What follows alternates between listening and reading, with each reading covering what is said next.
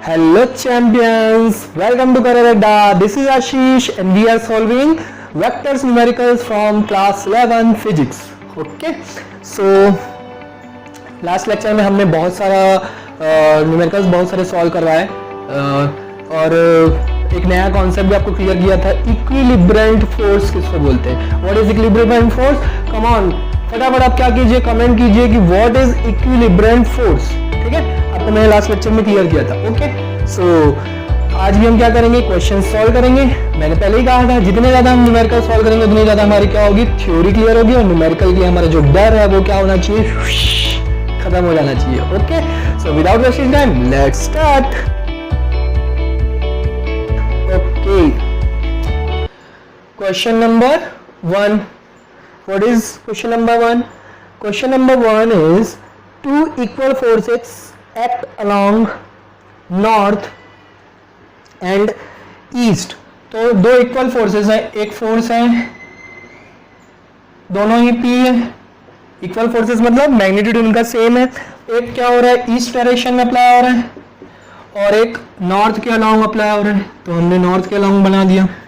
ठीक है, हाँ, the equilibrium of these forces must be along।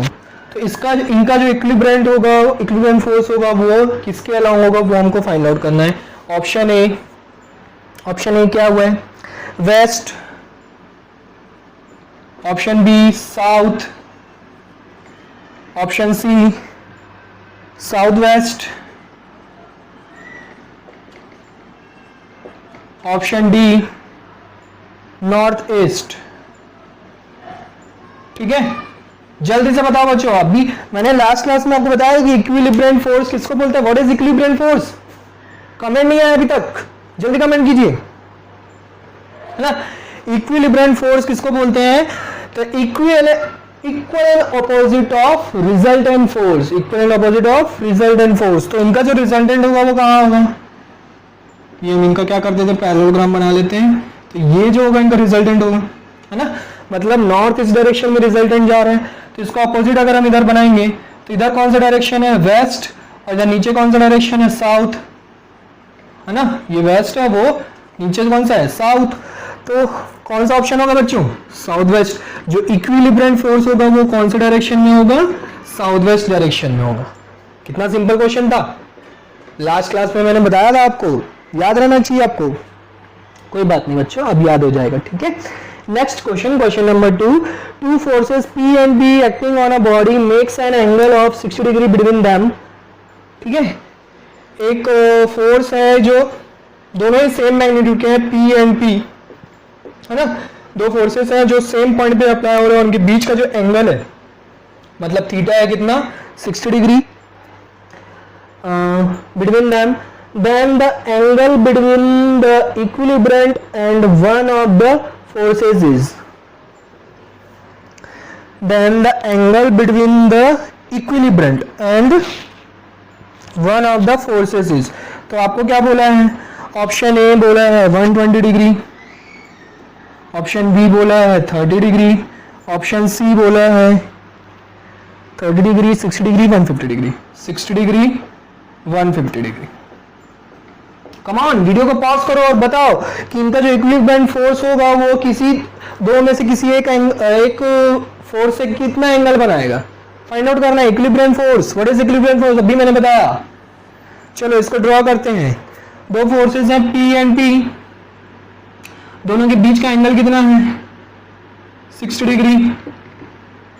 ठीक है, दोनों के बीच का एंगल कितना है, 60 डिग्री।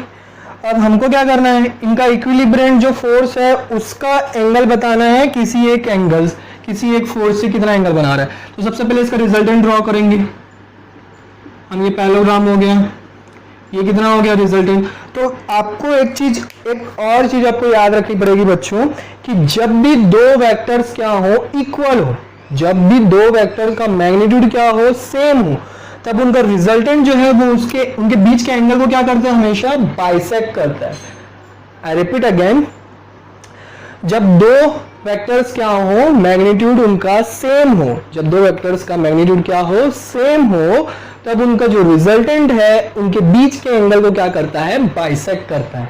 एक और चीज आपको पता चली, वैसे मैंने थ्योरी जब पढ़ा रहा था मैं बता चुका था आपको, तो बाइसेक्ट करता है मतलब ये वाला जो एंगल है वो हमारा कितना है 30 डिग्री है।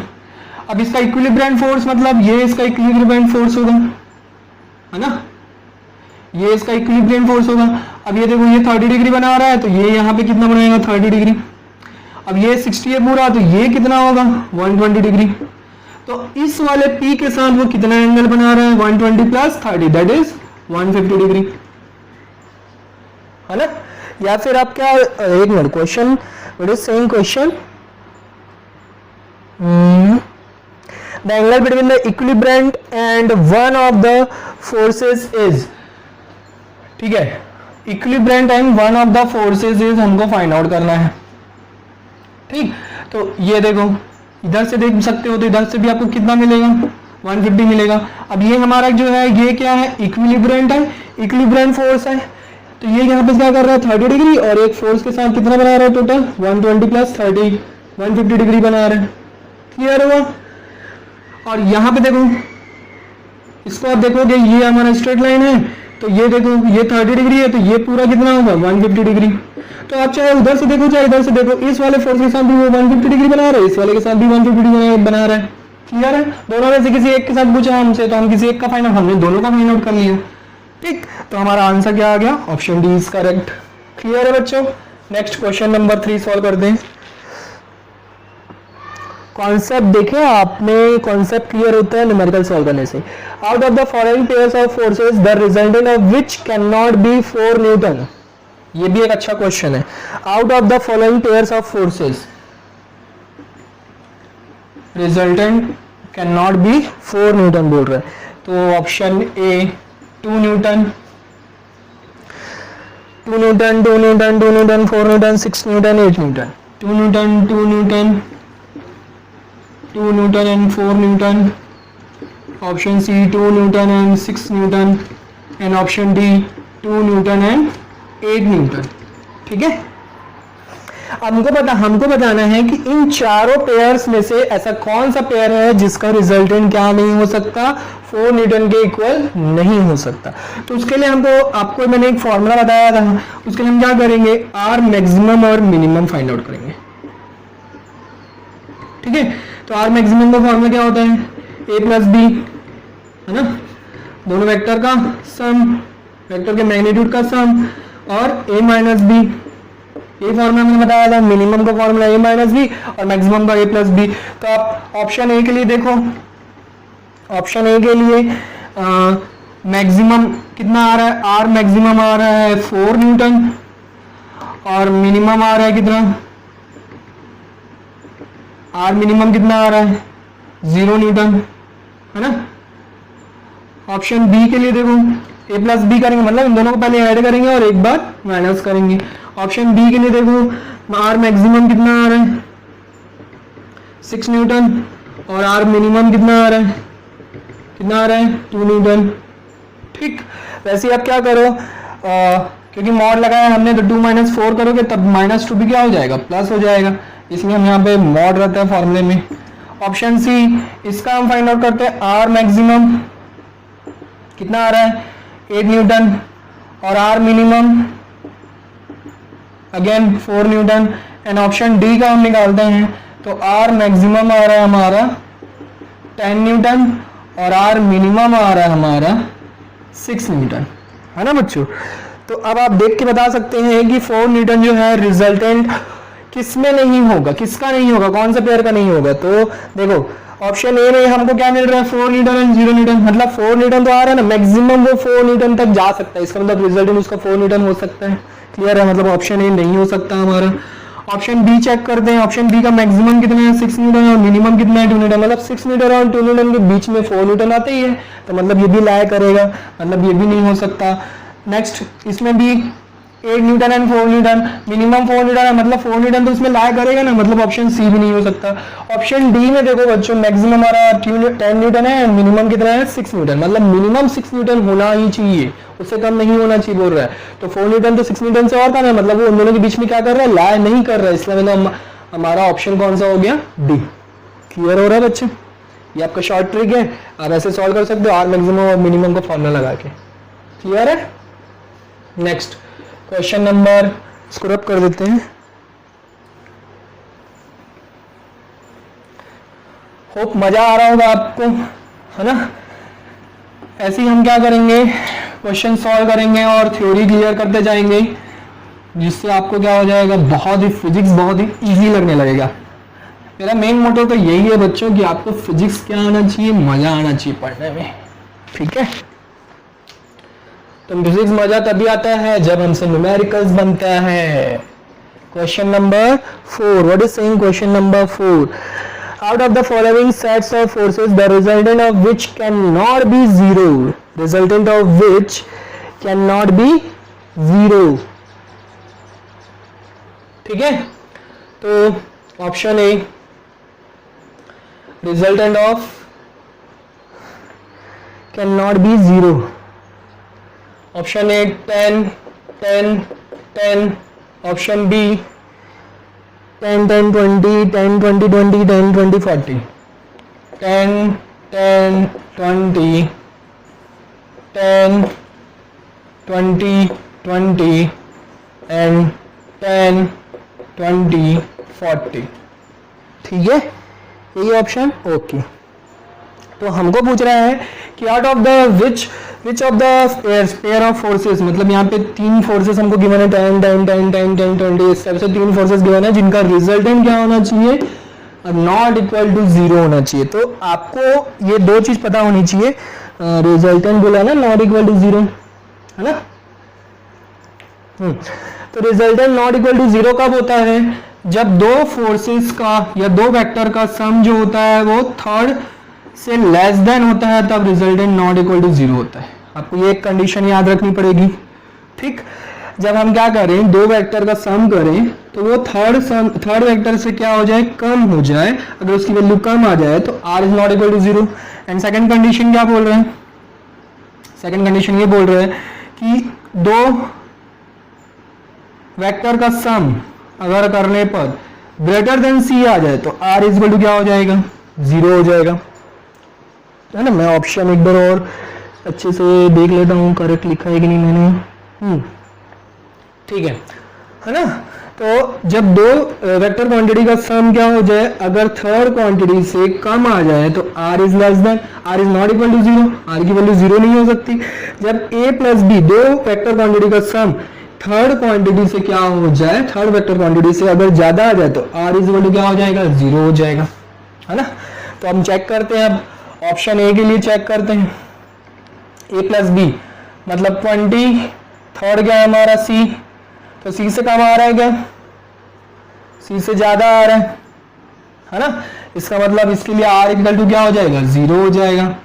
ऑप्शन बी के लिए चेक करते हैं, दो क्वांटिटी का सम 20, 10 प्लस 10 20, लेस देन 20 आ रहा है क्या, नहीं, इक्वल टू 20 आ रहा है। इन दोनों का करके देखते हैं, 10 प्लस 20 30, 30 इज लेस देन 10, मतलब ग्रेटर देन आ रहा है, अगेन ग्रेटर देन आ रहा है या तो इक्वल टू आ रहा है, इससे कम तो हो ही नहीं सकता, है ना? लेस देन तो आ ही नहीं रहा है, तो इसका मतलब आर की वैल्यू क्या हो जाएगी, इसके लिए भी जीरो हो जाएगी।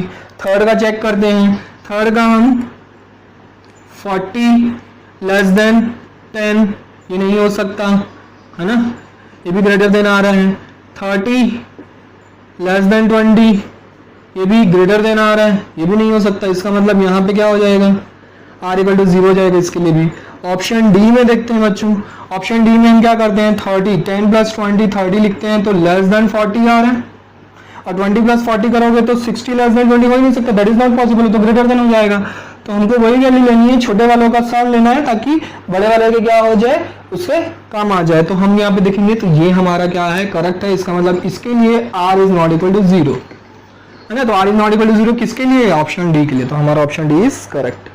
क्लियर हुआ बच्चों? तो ये दो कंडीशन आपको क्या करनी है, याद रखनी है कि दो वेक्टर क्वांटिटी का सम जो है थर्ड वेक्टर क्वांटिटी से अगर कम आता है, छोटी आती है वैल्यू, तो R is not equal to zero, उनका रिजल्टेंट जीरो नहीं हो सकता, और अगर ग्रेटर देन आती है तो R is equal to zero. ठीक है, ये दो कंडीशन आपको याद रखनी है।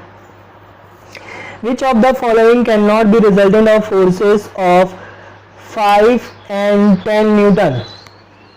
ठीक है, 5 Newton and 10 Newton. Option A कितना है 8752 8752 है ना। अभी मैंने बताया था कि जो रिजल्टेंट है वो मैक्सिमम वैल्यू और मिनिमम वैल्यू के बीच में लाया करता है। तो हमको बताना है कि इन चारों में से can not be resultant of forces of this, इन चारों में से कौन सा है जो इनका रिजल्टेंट नहीं हो सकता।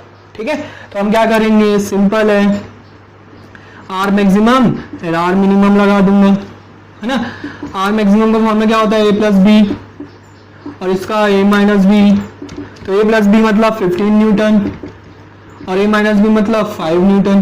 ठीक है, तो इसका मतलब क्या है कि इन दोनों का जो रिजल्टेंट है वो किसके बीच में लाया करेगा, 15 और 5 के बीच में लाया करेगा। तो 8 न्यूटन इसका रिजल्टेंट हो सकता है, 7 न्यूटन भी इसका रिजल्टेंट हो सकता है, 5 न्यूटन भी हो सकता है क्योंकि मिनिमम वैल्यू तो 5 न्यूटन है ना। 2 न्यूटन नहीं हो सकता क्योंकि 15 और 5 के बीच में लाई नहीं कर रहे, therefore option D is correct. तो उसने पूछा था कि कौन सा ऐसा ऑप्शन है जो कि उनका रिजल्टेंट जो है वो नहीं हो सकता। तो 2 न्यूटन जो है उनका रिजल्टेंट नहीं हो सकता क्योंकि वो मैक्सिमम और मिनिमम के बीच में लाई नहीं कर रहा है। क्लियर हो रहा है बच्चों। आज के लेक्चर में बहुत सारे हमने न्यू कॉन्सेप्ट पढ़े, इक्विलिब्रियंट फोर्स पढ़ाया मैंने पढ़ाया पिछले लेक्चर में, है ना। और हमने देखा कि r is not equal to 0 कब होता है, r इज इक्वल टू 0 कब होता है, रिजल्टेंट की वैल्यू कब लाया करती है, किसी भी दो वेक्टर्स की रिजल्टेंट की वैल्यू किसके बीच में लाया करती है, मैक्सिमम और मिनिमम के बीच में लाया करती है। तो ये हमने बहुत सारे न्यू कॉन्सेप्ट देखे आज की क्लास में। सो ऐसे ही मैं क्या करूँगा, आपके लिए क्वेश्चंस लेके आऊँगा और लाता रहूँगा और सॉल्व करवाता रहूँगा और आपका कॉन्सेप्ट क्लियर करता रहूँगा। आप भी प्रैक्टिस कीजिए बच्चों, डाउट्स निकालिए। Okay champions, bye bye, take care, see in the next lecture.